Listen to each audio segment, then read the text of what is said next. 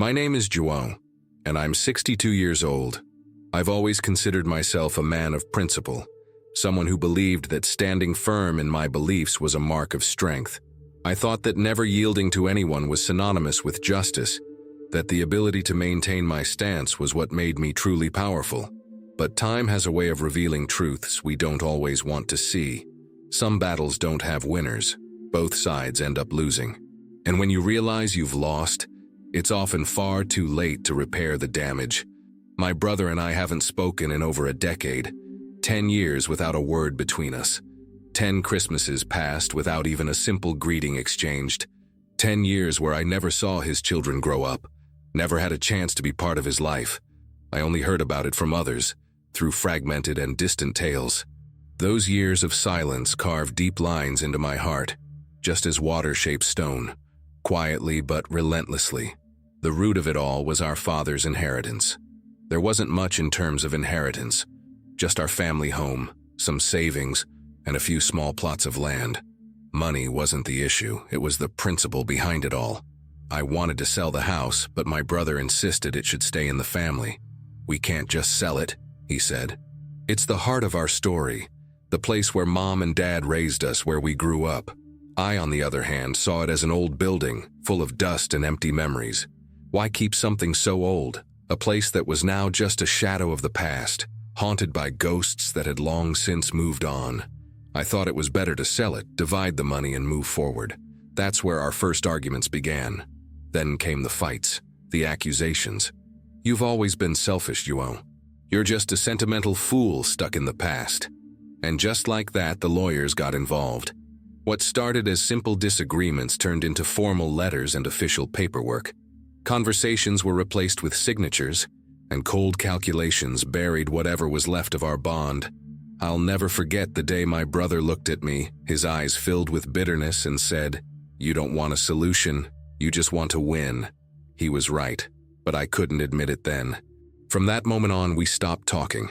No more attempts to fix things, no more phone calls, no steps back.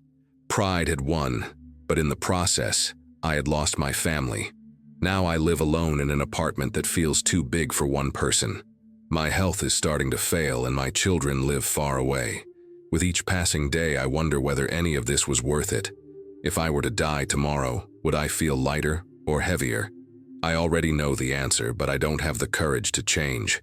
Pride is a cage, and escaping it isn't easy. So I stay silent, convincing myself that my brother should be the one to take the first step. That April day started like any other.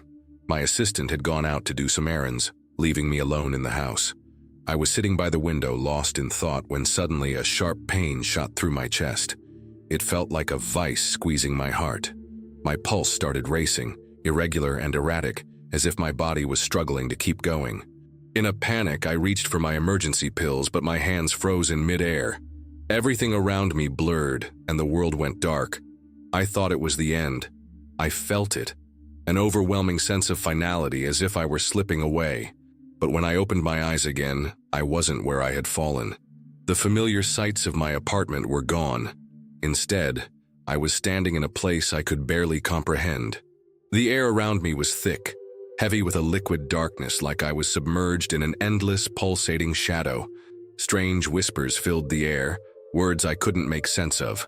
The ground beneath my feet was scorched, dry, and burning with heat, an energy that clawed at my skin like invisible hands.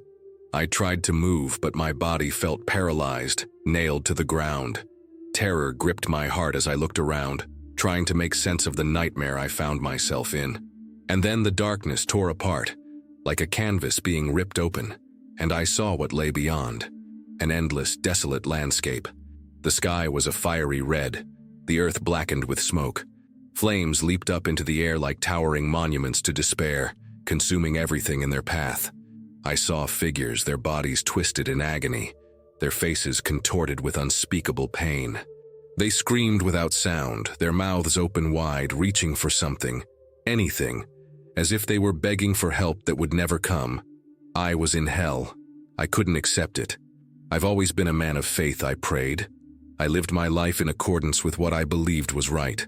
I had never stolen, never hurt anyone, never lived in sin. So why was I here? This didn't make sense. I wanted to run, to escape, to return to my life, my home, my world, where things had made sense.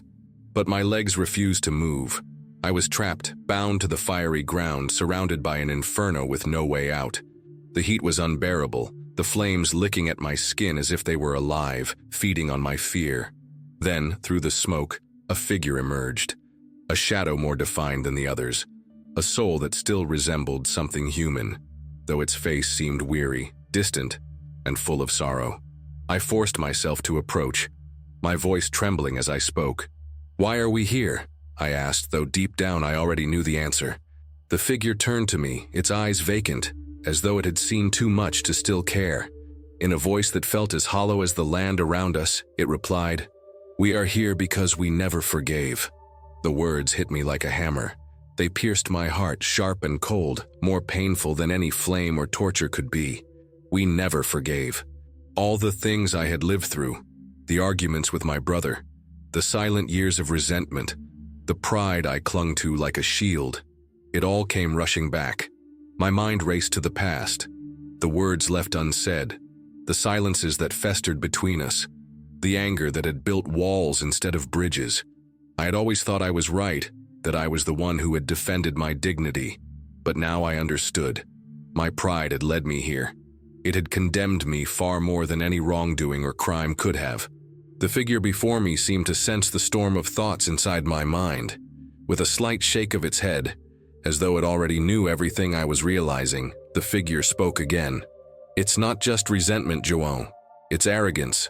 We lived our lives judging others, thinking ourselves righteous, all the while ignoring our own flaws. We believed we were better, while we were blind to the sin within us. We pointed fingers, but never took the time to look at ourselves." A cold shiver ran through me, and I felt the weight of those words.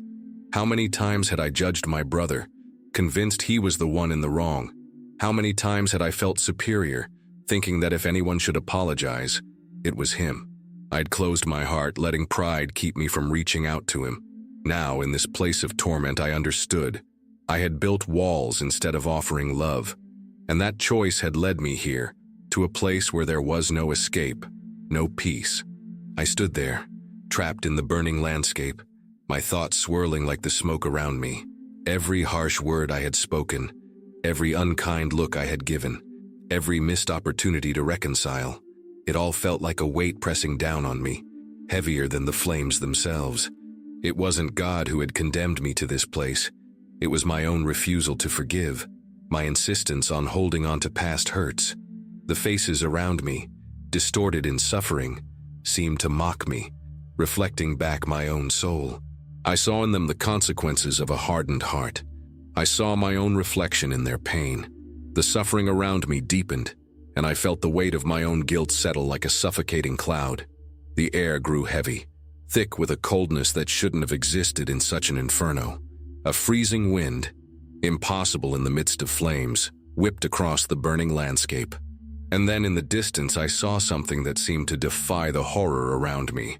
An ancient city, its towering walls gleaming as though they were made of gold.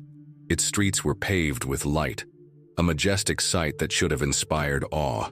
But as I focused on it, I saw that the city was empty, its gates sealed tight, locked with darkness. Inside, figures walked in regal clothing, their heads held high, their movements measured and distant. But despite their grandeur, I could feel the absence of warmth, the lack of connection between them. They walked past each other without a word, without a glance. No one spoke. No one shared a moment of joy or sorrow. The silence was oppressive, heavier than the flames I had just witnessed. Their pain was invisible, but I could sense it, an echo of what it was to live without love, without forgiveness. I understood then. This was the city of the righteous. Those who had lived by the rules, who had upheld the law, but had forgotten what mattered most. They had never forgiven. They had built walls of pride so high that they could no longer reach out to one another. They had lived in isolation, each person lost in their own sorrow, each one carrying the burden of their unforgiven wounds. Then, just as I was beginning to grasp the depth of my mistake, another vision unfolded before me. This time, it was different. I saw a long wooden table, its surface worn from years of use. And there, sitting across from me, was my brother, older, yes, but his face still held the same familiar expression it had when we were children. Our eyes met, and for the first time in years, I saw a glimmer of something, maybe hope, maybe regret, but definitely something real. We reached out, our hands clasping in a simple, silent gesture that spoke volumes. It wasn't just a handshake, it was a reconciliation, a surrender of pride. And as our hands touched, I felt a weight lift from my heart. The years of silence, the grudges, the anger, it all seemed so insignificant in that moment. The division that had defined our relationship for so long was gone, replaced by something more powerful, peace. A voice, soft yet clear, echoed around me. "Every man has two paths ahead of him," it said. "Resentment has brought you to the brink of the abyss, but there is still another way. Forgive, João. Do not wait until it is too late. Do not let eternity be built on regrets." I knew the truth then. The path I had chosen had led me to this place of torment, but I still had a chance to change. I could choose forgiveness. I could choose peace.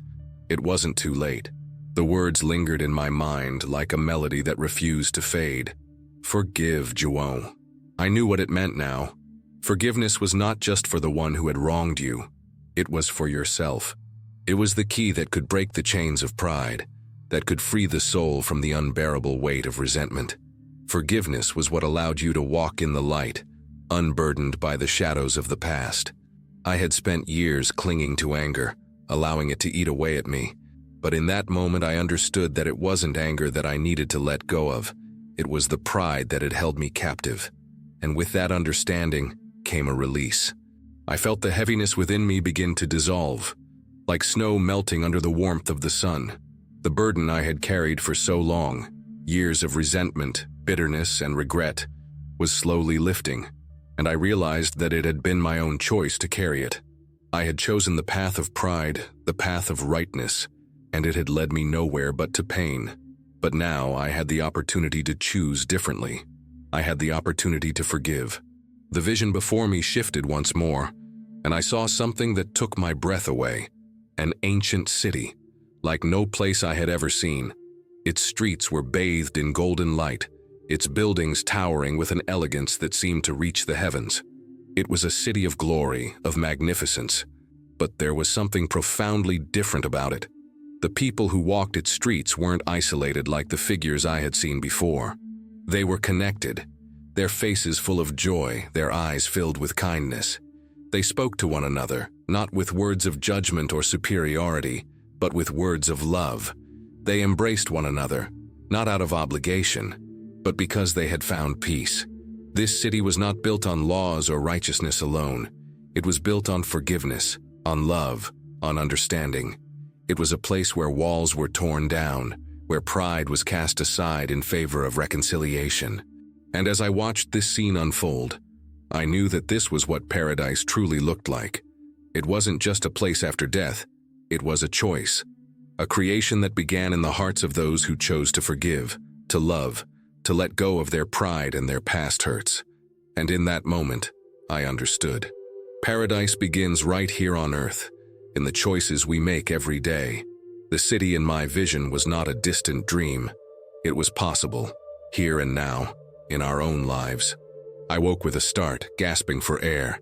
My heart was pounding in my chest and the world around me felt disorienting, as if I had just returned from somewhere far away. Faces surrounded me, worried, anxious. Hands were shaking me gently, calling my name, voices filled with concern. The doctor's words broke through the fog. "You had a heart attack, João. You're lucky. Many people don't survive something like this." But I knew deep down it wasn't just luck. I had seen hell, not the fiery kind, not the one filled with demons and endless suffering, but the hell of a hardened heart. The torment of lives lived in regret, in bitterness, with opportunities to love and forgive slipping away. That was the hell I had seen, and it was real. For days, I couldn't shake the images that had haunted me. I couldn't return to my life as if nothing had changed. This experience, this second chance, it had been a warning, a revelation that could not be ignored. I knew now what I had to do. I couldn't live in silence any longer. I had to make things right. And so, I ask you today, what kind of hell are you building in your heart? How many opportunities to forgive have you let slip by?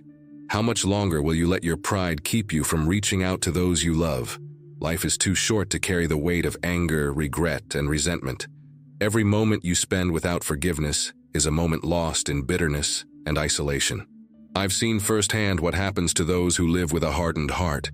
It leads to suffering, it leads to regret, and it leads to a life spent in darkness, even when surrounded by light. But it doesn't have to be that way. Forgiveness is the key that unlocks freedom. The freedom to live in peace, to live with light in your heart, and to live in the love of God. I've learned the hard way, but now I share this with you. Don't wait until it's too late. Take the first step. Reach out. Forgive. Let go of the past. Rebuild what's been broken. And when that day comes, when we finally meet God face to face, may we do so with light hearts, knowing that we lived according to His will, according to His love.